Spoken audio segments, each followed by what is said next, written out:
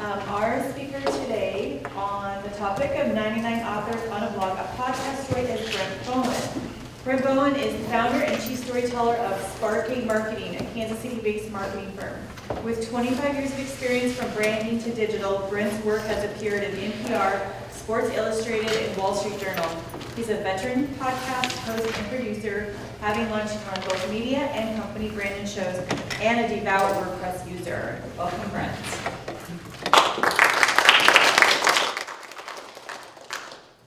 Thank you, everybody. Everybody hear me okay? Okay.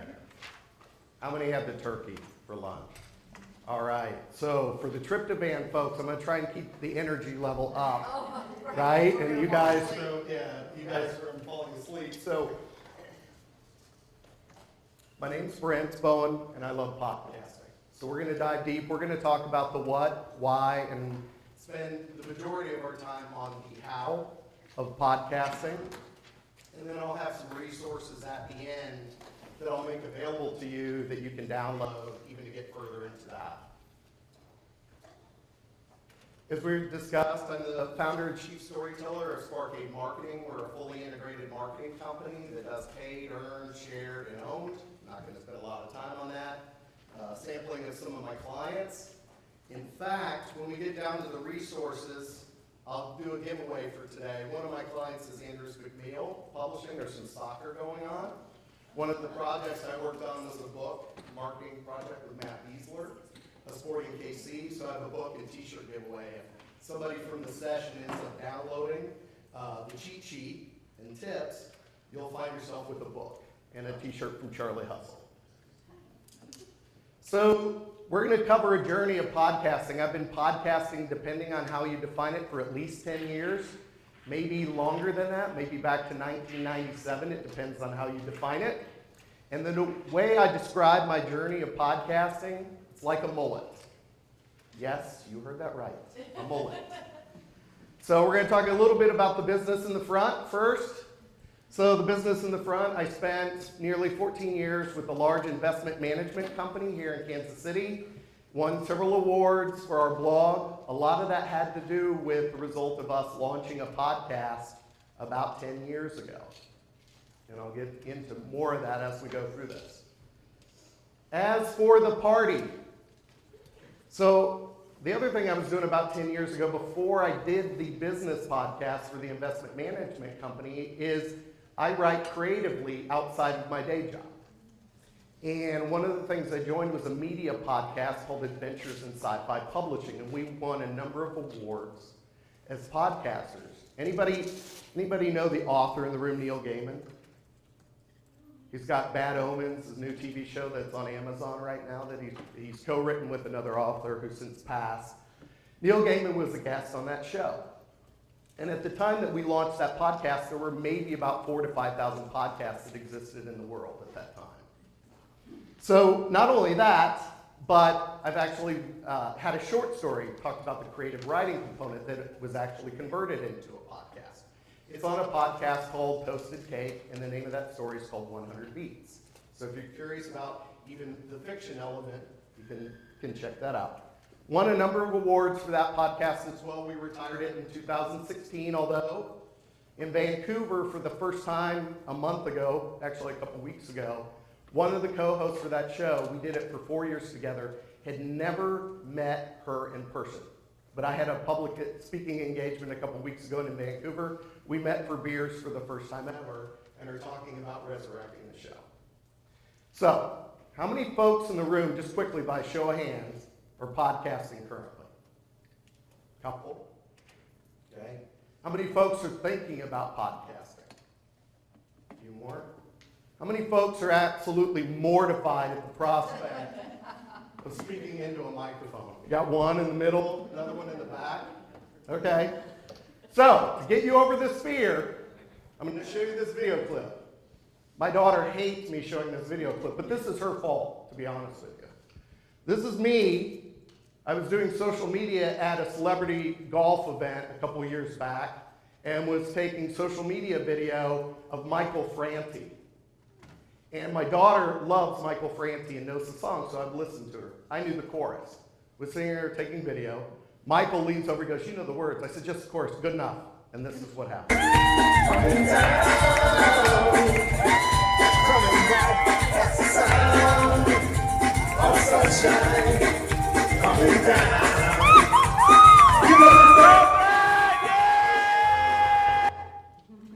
So if you're ever afraid or think you're going to be embarrassed around a microphone, just remember that moment.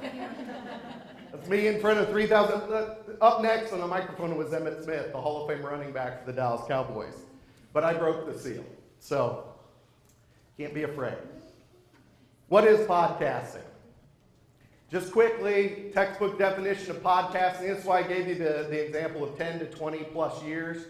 It's an audio file you put on the internet. And a lot's changed since, I started podcasting 10 years ago.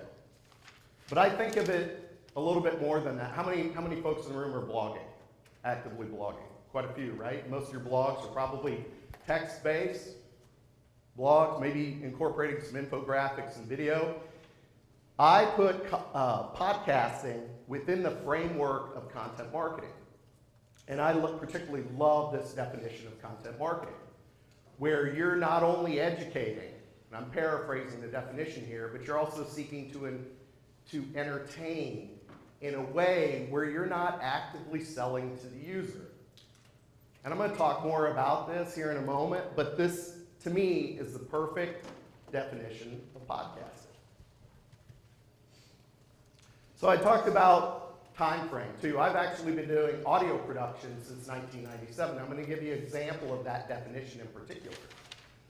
So in 1997, my first position outside of university, after I graduated university, was with an insurance agency that specialized in providing insurance to large member associations, marketing associations, but their largest client was an independent trucking association where they had nearly 100,000 members.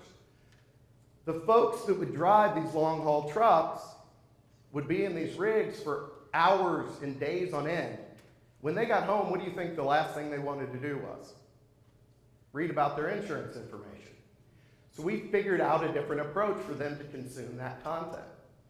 And the way we figured they could consume that content was to approach it like Joe Pulizzi talks about approaching it. Anybody familiar with Joe Pulizzi? Okay, you should pick up his book. Joe Pulizzi is considered, it's content marketing, I think it's the title of the book, or epic content marketing is the title of the book. Joe Pulizzi is widely considered the godfather of content marketing. Content marketing world was this week, in fact, in Cleveland, and he's the organizer of it. And Joe has this thought around this concept called 411, about delivery of content. And the idea is 4 parts entertainment, 1 part educate, 1 part sell. And that's how we address the audio program. We put together the audio program where I served basically as a radio producer, would book guests. Sometimes those guests were Toby Keith. And I have a great story on why I knew podcasting would be okay, because I did an interview with Toby Keith. I wasn't the person that was supposed to do it. It was supposed to be Dick Wilson, who was an oldies DJ, and he was supposed to do it. Dick was feeling a bit like how I'm feeling today. I'm being held up by Sudafed today. But Dick didn't have a voice at all. And so he had to, and Toby was such a big star, even at this time, you couldn't cancel on Toby. So I ended up doing the interview. But here's what happened, is once the interview was over, and we did the final production of the audio, was I anywhere to be found in that interview? Nope. They took Dick, completely re-recorded all the questions, and sliced him in. And I knew. I didn't have a problem with it. What that told me was audio was one of the most forgiving mediums, and I knew that I could figure out how to do it myself. So I've been producing for a long time, but the point here is the consumption of that insurance benefit information, when we would do surveys, went up 60, 70%, the recall on our services when we presented it in audio versus print form. A spoken blog, it can be that easy. So I mentioned a few moments ago that investment management company I worked for. When we started it 10 years ago, we had an award-winning blog already. The problem is we weren't happy with our readership, and we would ask the question, why aren't you consuming it? I just don't know. The frequent response was, I don't have enough time. So we ended up figuring out, I'd already been doing podcasting for the media show. I said, why don't we try and just record, have somebody, we had voice talent that would come in and do our phones, work on our phone system every month. We just had them do straight reads of blog posts that we were producing. And we put those alongside the written word. Guess what our listenership was compared to our readership? 3x. 3 times the listenership to the readership. And again, remember, I love to write. I write creatively. But that was telling me. So when you think about podcasting, there are many ways to think about it in the New World Order, right? The simplest way, no joke, if you got a blog, you've seen a lot of this on LinkedIn, people just monologuing for 5 minutes. It's probably a prepared script. You can get a teleprompter app for your iPad. You can read essentially a blog post. Those monologues are basically blog posts. Traditional format that you're probably more familiar with is an audio show. Think Howard Stern, How I Built This, your NPR programs. Traditional interview style format or storytelling format. There's a great local podcast I'd encourage all of you to listen to if you love food. It's called Open Belly. The production value's out of this world. It's a really cool show. I'm also friends with she was at Global Entrepreneurship Week and become friends with the host, but phenomenal show. And then as we're moving into this world where video and you have live streaming being incorporated, I use this metaphor with clients around Native Americans in the buffalo. When the Native Americans would make a kill of a buffalo, they wouldn't just use one part of it, they would use all of it. So a lot of the shows, or a couple of the shows I'm doing, I actually do where I do a live Facebook feed and then use that video, package it, but we go live, package that, then take the audio, package that, and you get as many uses, and then even social media clips. You're going to hear a social media clip here in a little bit, package that. And so you're getting as much out of that pillar piece of content as possible. So let's talk about why podcasting. Gone over the what.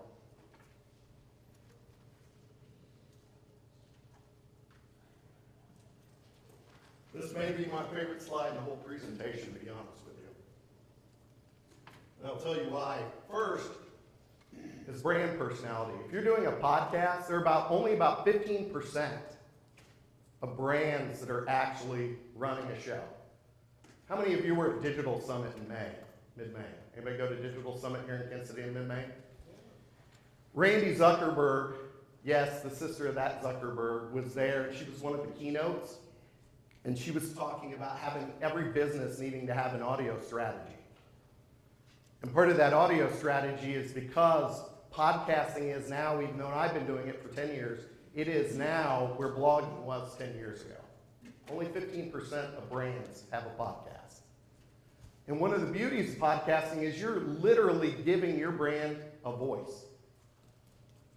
Oftentimes, I'll have brands come to me and they'll say, oh, you've done a ton of hosting. You have the soft skills to do it. We'd love you to host. And I go, what? I'd be happy to take your money and host. But what I'd rather do is you think about somebody internally to host that show.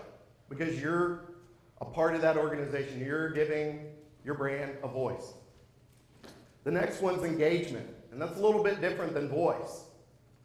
So I was telling you about the media show that I was doing with my friend Christy Cherish. She's a Vancouver-based author. What was interesting, we were getting feedback as we were aspiring authors trying to make it in the book publishing industry.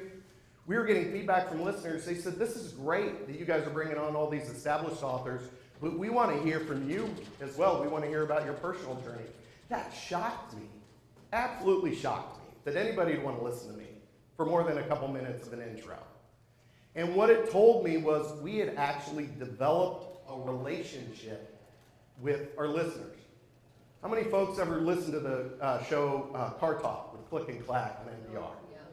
How many people actually really love their cars when they listen to that show? Right? I mean, I've changed a few things in my car, but you just developed a relationship with those hosts. And that's the beauty of this, is an engagement component. The next thing, and this is the thing, somebody asked me earlier if I think it was Eileen asked me if I was as bullish on podcasting now as I was, she heard me speak about 9 months ago. And I'm even more so is for this next reason, is growth. So you see that statistic up there around Gen Z, 40%? So I have 2 Gen Z kids at home. One just turned 17, one just turned 13. My 17-year-old, they consumed YouTube like air, video like air, but that's changing. As the demands of my 17-year-old's time grow, he's moving from video to audio. He doesn't want to admit it because Dad does podcasting. He's like, yeah, I listen to this audio thing on the internet. I go, you mean a podcast? Yeah, Dad, yeah, it's a podcast. But that change is happening. Gen Z is now the #1 listening demographic of podcasts. That went up from 32 to 40% just in the last year. Next one is portability. It's mobile. You can take it on an airplane. You can take it in the car. Second most listened to place in podcasts is in transit, 64%. That's up from 58% last year. The other thing, it's easy on staff and guests. Once you pick up the learning curve of editing audio, it can be as easy as producing a blog post. Now you got to get up that learning curve, and that takes a little bit of time, but once you get past that learning curve, it's as easy as working on a WordPress post. Now, somebody asked me before the session, well, what's the deal with the title of your presentation, 99 authors on a blog, a podcast story? And this is probably the most salient point. It's easy on guests. So the Adventures in Sci-Fi Publishing was a story where we ended up talking to about 500 media guests, most of whom were authors.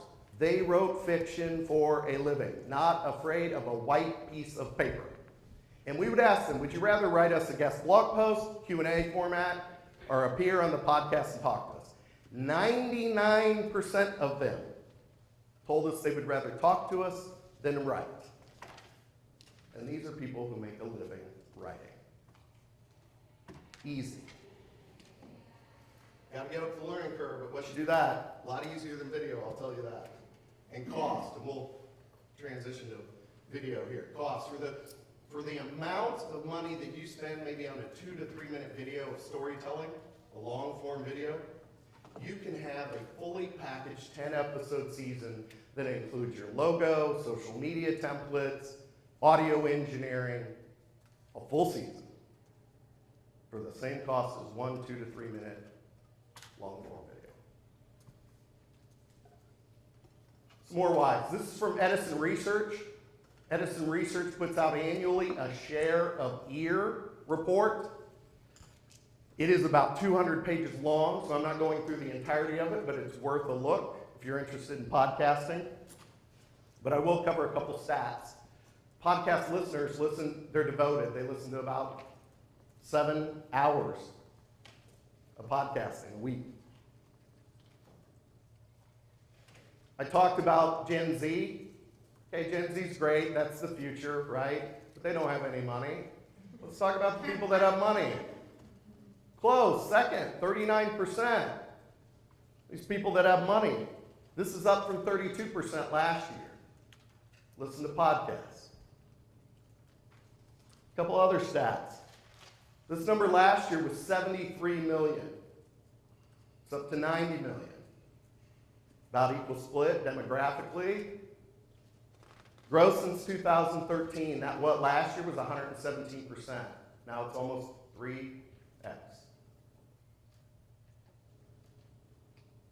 Let's talk about another reason why. You're in an SEO, largely you're at a WordPress conference, but there's a lot of SEO talk going on. So let's talk about gas.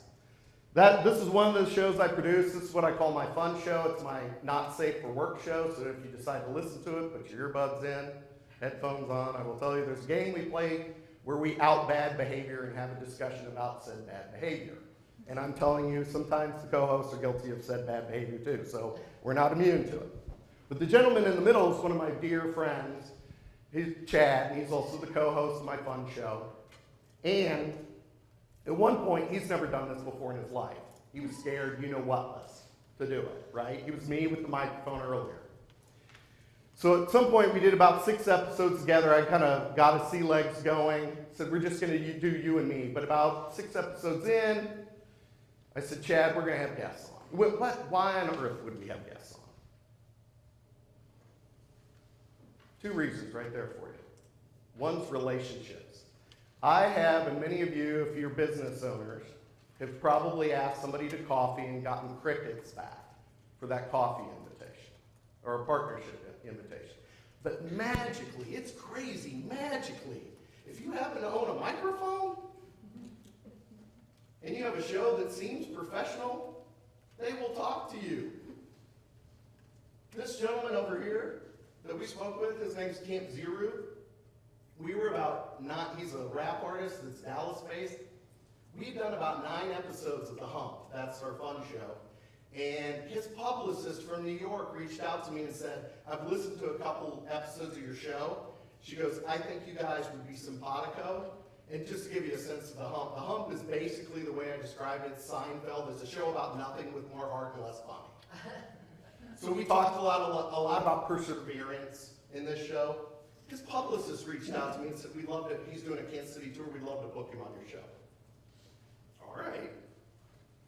But it's relationships. And then, as we're talking about SEO, you have these folks on your show and you end up writing a blog post about it or featuring it on your WordPress site. They'll probably talk about it on theirs too and then link back to your site. So it's not just the high touch, but also the high tech component. That's a good reason why.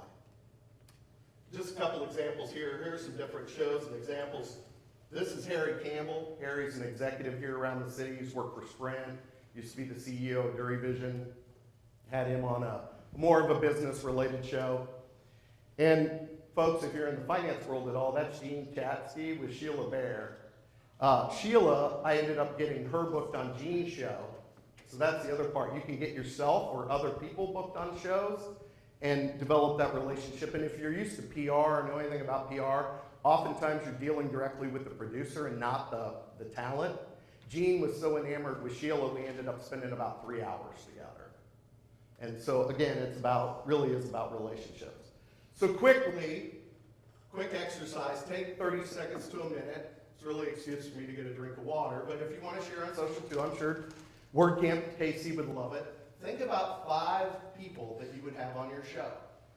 And the exercise I often use is, who would I invite to the dinner table? I'm a KU graduate and an NBA fan, and this is Joel Embiid, and he's pretty zany on Twitter. I'd love to have him at my house on my show. That's for the fun show. If you're a business owner, who would you invite to your office? Right? Think about 5 people you'd love to give a tour of your office, talk about your value proposition, your mission statement. Take 30 seconds for that.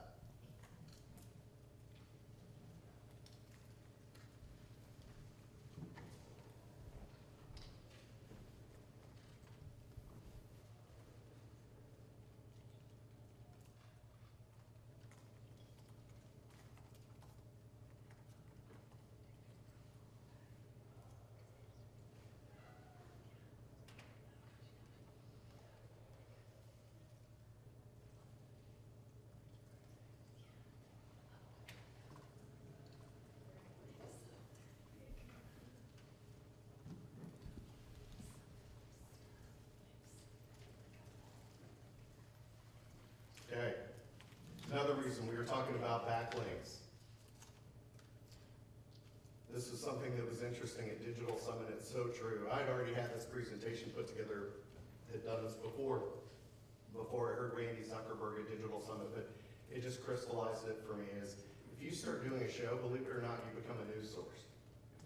You're a media outlet. And never was that more true than I discovered with the media show that I told you, Adventures in Sci-Fi Publishing, that we put together. We decided on that show that there was a bit of a controversy going in science fiction, horror, fantasy media about people that wanted good old simple stories about rocket ships versus more sophisticated stories about society and the ills of society or the changes we're going through from a society standpoint. And there was this big kind of infighting that was going on within the publishing industry.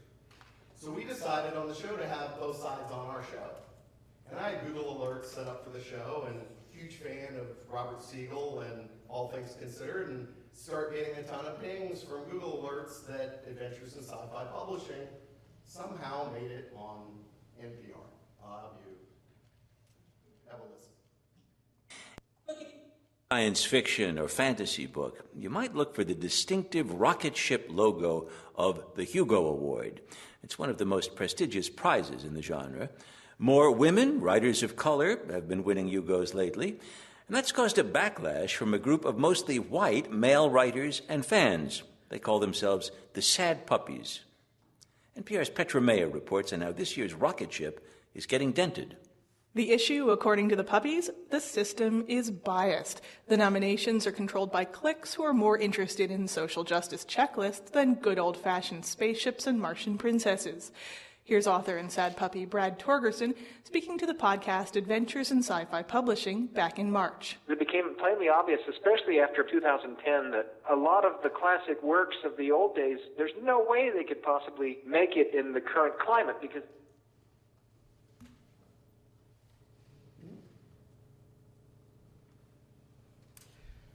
So I didn't play the entire clip. The entire clip's about 3 minutes and covers both sides. But you see, basically, if you look at today's world of media, if anybody's been paying attention to the Kansas City Star, the business staff on the Kansas City Star used to be 20 people. Now it's 2. And they're looking for ways to where they can more easily incorporate other media into their programming. And if you provide thought leadership in a given space, and that's what we ended up doing with that example, covering both sides. They ended up playing 2 clips. I only played the first clip so you could hear the name. Prove that I wasn't lying. But that's something, and it's not the first time that's happened. I've worked with a couple startups where we've had guests on startup from a startup standpoint. It's not liking me now.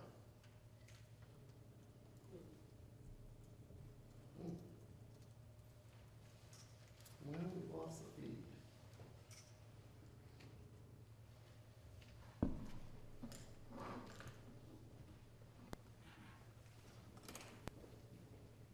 Sorry, folks.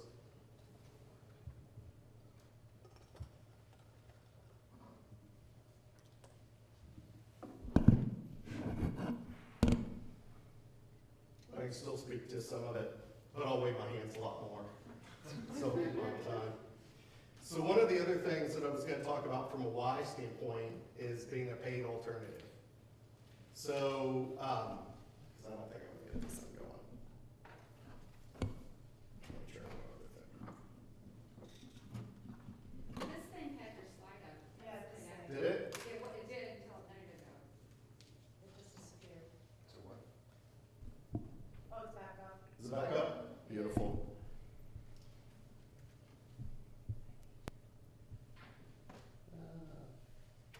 Hold on though.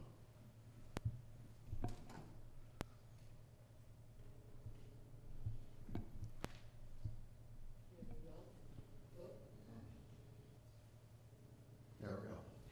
So it's a paid alternative. Anybody, if you've worked with subject matter like new therapies like CBD, craft beer. I'm a big fan of craft beer drinker, and one of the things we do is talk about craft beer on the show. If you've ever tried to do paid around those items, it's more restrictive, and for good reason. But podcasting, as long as you handle it ethically and appropriately, is a good place to cover that, 1. And then 2, there's also a benefit from an SEO standpoint that we're going to get into here in a minute. But here's a clip I'm going to play you from a show that we did where we were talking with the craft beer enthusiasts. Maybe not. It's not loving me now. Anyway. Did you get paid for that on there? To have the craft beer enthusiast? No, that's a good question. We did not get paid. Oftentimes the guests we'll bring on is because we have a genuine interest. There are ways to monetize shows. I could do a whole presentation on on how to monetize a show. And we did that with Adventures in Sci-Fi Publishing with some sponsorships and those kinds of things. That is an entire hour's worth presentation on how to monetize the show. But this clip, when it runs, normally what happens, it's a minute clip and you hear her say the word beer. She talks about, she started a women in beer, craft beer enthusiast group. And she mentions the word beer about 6 or 7 times, and not just even that minute clip. So one of the other reasons why that I often talk about, we talked about the ability to multitask and how it's portable. But the other thing is there are a lot of transcription services out there now. One I'm very fond of is called Headliner. And if you transcribe that show and put that content on your WordPress site or your blog, you get good, rich SEO content that Google likes. That's one point. The other point with respect to a podcast is, and I was talking to Travis, if you're not sticking around for Travis's session after, we were talking yesterday, people like to ask questions and get answers. Well, many podcast formats are already set up in an interview format where you're asking a question and giving an answer. So it's already set up in such a way that people would prefer from a consumption standpoint, even if you're just taking the transcript or show notes and putting it on your site. So some discussion on how to podcast. One of the things I always recommend to people, before you get started, I have many clients where I help them put together a show and they instantly want to jump into the technical side of things. What microphones do we need? What interface do I need? What platforms do we need? But whoa, stop. Why are you doing it? Why are you doing the show? What do you hope to accomplish out of it? And who's your audience? So the first thing I always do with the client is go through, if any of you have worked with a marketing firm, they may have mentioned to you about putting together a creative brief. So for my podcast shows, I have a modified creative brief that's essentially a podcast project brief. And it goes through the what and the why, and before we get into any of the how. But I put this in the how because this is where you should start. And a project brief will help you uncover these things. Who should be hosting, right? When will it happen? Now, how often will it happen? How are we going to decide on content, format, all that good stuff? Because it changes everything downstream.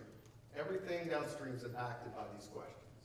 And that's what you'll find in the checklist I'll offer at the end. It'll actually walk you through 3 pages of these questions. Once you've done that, then we can start to get into the how of equipment. Now, one of the things you'll find in the checklist is I have a good, better, best kind of Google sheet of equipment for samples that you can link to and often get discounts as a result. But some standard examples of audio equipment, kind of better and best. If you're a Mac user, GarageBand's on your computer for free. Use it. I did it for years before I decided to upgrade and we were running other people's shows. Audacity has been around since the beginning of podcasting time and was like the preferred free tool for podcasting.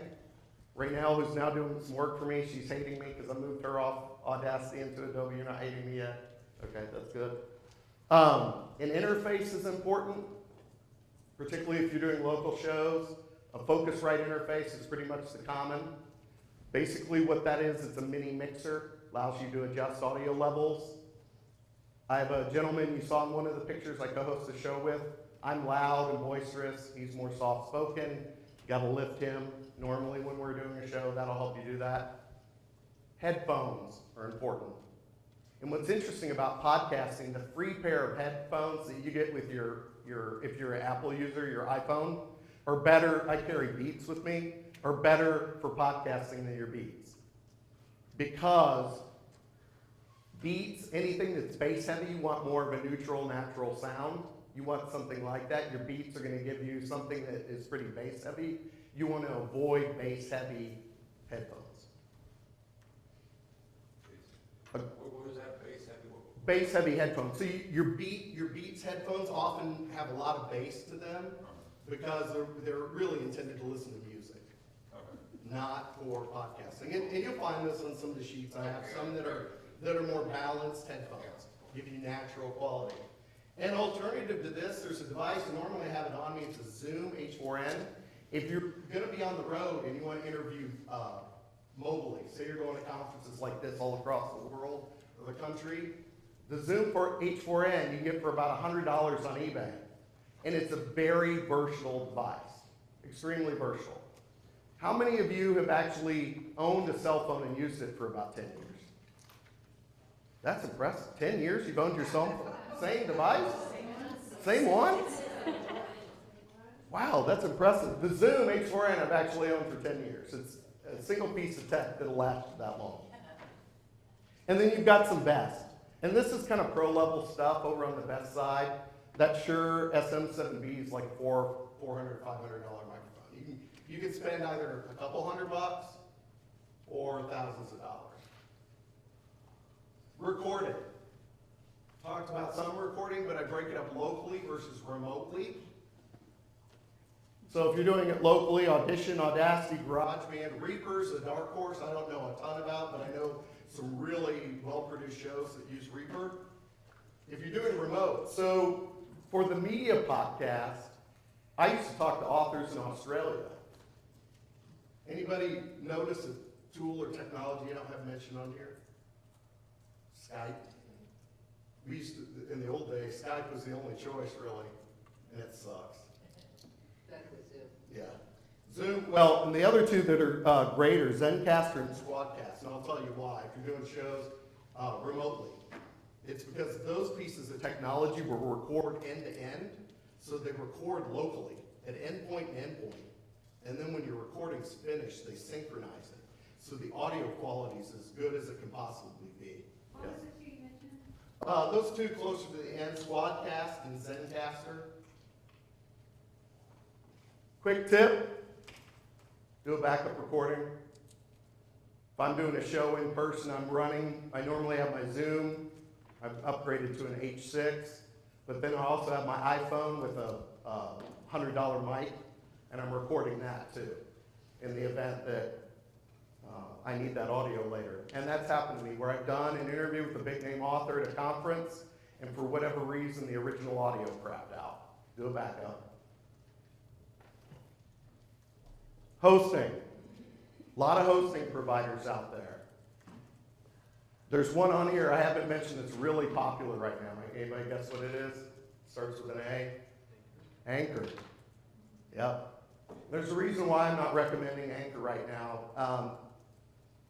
You can be your own judge, but look at the terms and conditions and in their terms and conditions, there's a lot of discussion around who really owns the content, you or Anchor. It is a very slick and easy to use tool to get a podcast started quickly. But I know several people that are moving off of it and moving to one of these other providers. A lot of these providers, probably 2/3 to 3/4 of them, have plugins to WordPress. And I'll talk about one in particular here in a minute. Distribution. So, we talked about your blog or WordPress site, the RSS feed. You should really look at that, considering we're talking a lot about SEO. Apple Podcasts used to have market share of about 80%. Spotify's really going after them. Same with Pandora, but Spotify's invested about $500 million this year alone in podcasting.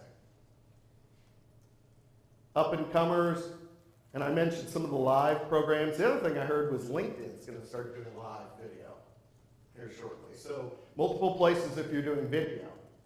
Cool one I love on here, and I've almost gotten vain now that I'm so used to my voice, and I like to talk to myself anyway, is TuneIn. So I talked about Gen Z, and I talked about kind of mid-market. If you have older market, and you've got what's the ever-increasing #1 search that's being invested in, it's audio search.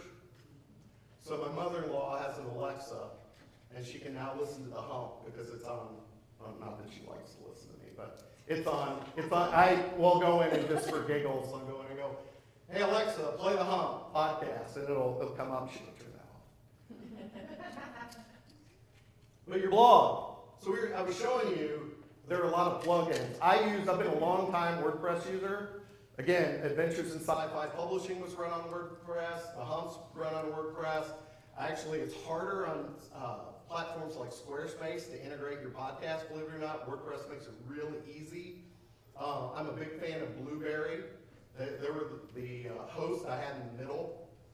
This is PowerPress, which is run by Blueberry, and essentially what you do is you upload your file to Blueberry, and then this integrates with your Blueberry account. You essentially link to that media, and it places it on your blog post. Consumable on your blog post, and then also it has controls to help make it easier for you to feed your show and gives you specifics on how to get onto all those other distribution platforms.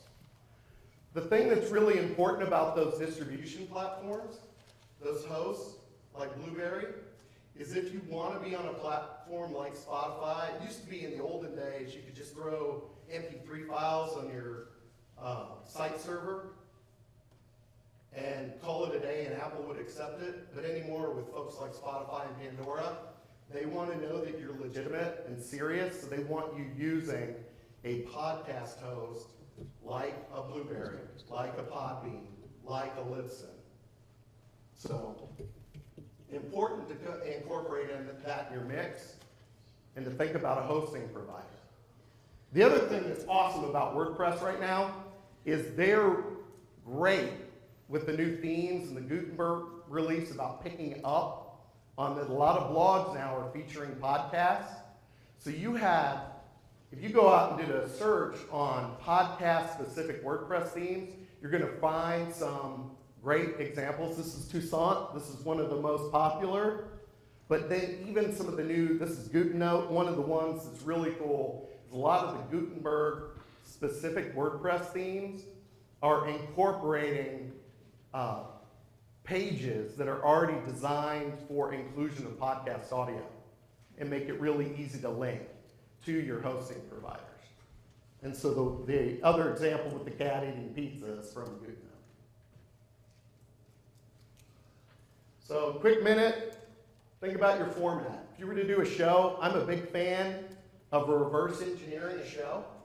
So one thing, if you're thinking about doing a show and you haven't done a show before, go listen to your favorite show and what do you love about it? Take elements of it, put your own twist on it, and then decide what you would do instead for your show. So I'll give you a minute to think about that. You want to tweet out a couple of your favorite shows. We'd love to see your favorite shows. I'll give you a quick example would help. So when we were doing the Hump, I knew I wanted you to do something fun at the end to keep people engaged in the show. So we decided to co-opt one of my wife's ideas about outing bad behavior. I was telling you about that. That's why it's not safe for work, is we out bad behavior. We throw out a scenario.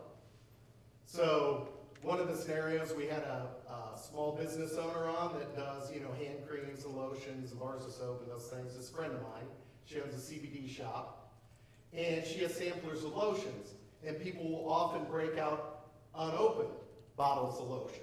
And she said, what would you call that? So we classified in certain ways that I won't mention today, but if you're interested, listen to the show, and you'll understand this game we play. So that's a format item that you might include in your show.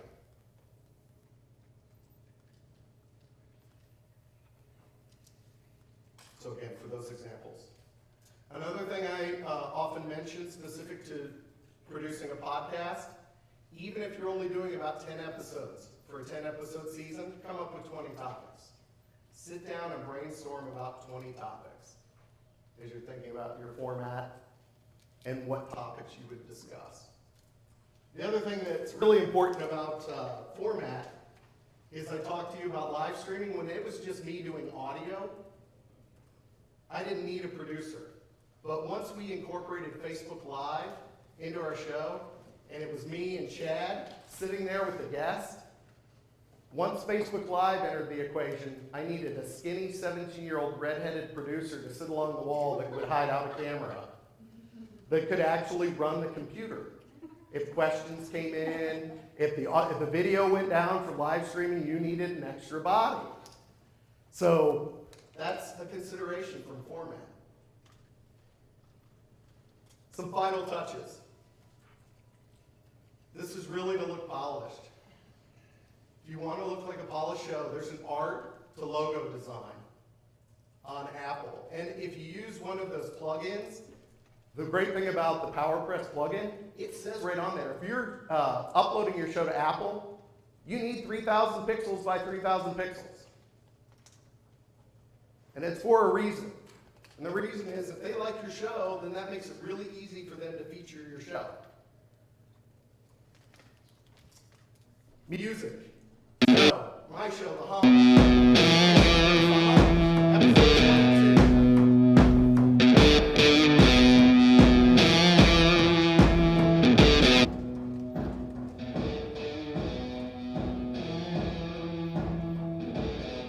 Welcome to The Hump, your show about how to get one over in this thing called life. So a little music adds a little polish to it. Not hard to find. A lot of freemium or free music out there that you can download. A lot of people make music available for download free on YouTube and these other platforms that I provide here. The other thing I had on that prior slide were like ID3 tags, those kinds of things. That's essentially metadata and description information that ends up going up to the podcast platforms. Again, I'm a big fan of reverse engineering. If you go out to those platforms, look at those platforms, look at the description they give for your favorite show, and then I just keep a note of those shows and the descriptions they use, and then when it's time for me to create my show, I know what needs to be fed into those ID3 tags. You'll be able to see and map one-to-one how that looks. Last thing, KPIs and tracking. This used to be the Wild West. It used to be horrible. The hosting providers really kicked Apple in the tush and made them get their game, improve their game. But it used to be there was no consistency from hosting provider to hosting provider. Some would give you, they would count a download if they just downloaded the show and started it. Some required a download, was a download all the way through the end of the show. Again, I'm a Blueberry user, and they've started providing you incremental download data. So again, I told you at the beginning that one of the shows I used to produce was for an investment management company. A 10-minute show would include 7 minutes of content and then 3 minutes of legalese. Nobody ever listened to the full end of that show, right? Nobody listened to legalese. So now what Blueberry does, they give it to you by quadrant. And now if I were doing that same show, I would count 75% listenership a win, right? So a lot of improvement in this space. And here are some examples of different things that you might capture from a KPR metric standpoint. So I mentioned the checklist. This is free. Just go to my website, sparkcade.com/podcast. It's a 3-page, basically microcosm of my presentation with questions, links to download, tools and services that would help you with the intent of really, if you have the elbow grease and the desire to do it, to create your own show. And if you end up going to this link and I capture an email from you, you might be one of the winners of the book and t-shirt. If you're not inclined to do your own show, did everybody get that last one?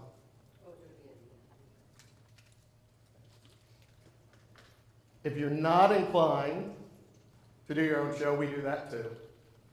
And there's a deal I'm offering right now that'll end soon. So I appreciate everybody's time. I think we have maybe a minute or two for questions, not much. Could you put that last one down? Oh, the last one, sure. Oh, Question for you, you got a second? that one, sure. All right, so you mentioned Anchor. Mm-hmm. So playing around with it on my stuff, one of the things that I liked about it is that it auto submits or auto creates iTunes, Google Podcasts, Spotify. So if I back out of that and use like Lipsum or another platform, do those podcast hosting platforms auto submit my podcast to iTunes, Google Podcasts, or do you have to go and auto create the setup? Does that make sense? Yeah, it makes sense. So the question, if everybody didn't hear him, was basically if you're an Anchor user, one of the beauties of Anchor is that it really makes the submission to the distribution provider extremely easy and will often, if they're able, submit that and go run you through the process. And so if you back out and move to another hosting provider, with those hosting providers do the same thing from the standpoint of distribution.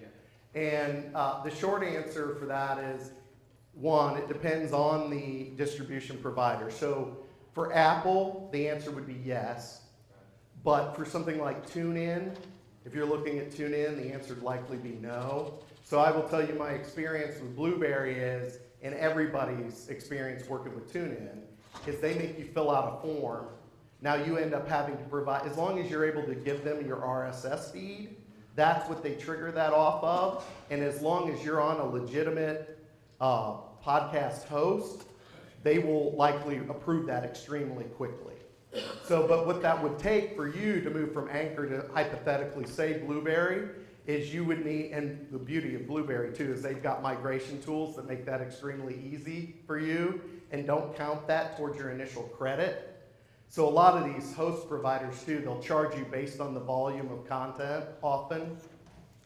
How many megs of audio that you're uploading, or some provide video too. That's why that creative brief, if you're looking for a video hosting provider that does video and audio, not all those hosting providers do it. But that's the way I would approach it, is migrate to a new host, and then they'll have quick tools too. And it really depends on the distribution provider. Apple happens seamlessly, Spotify happens pretty seamlessly with those.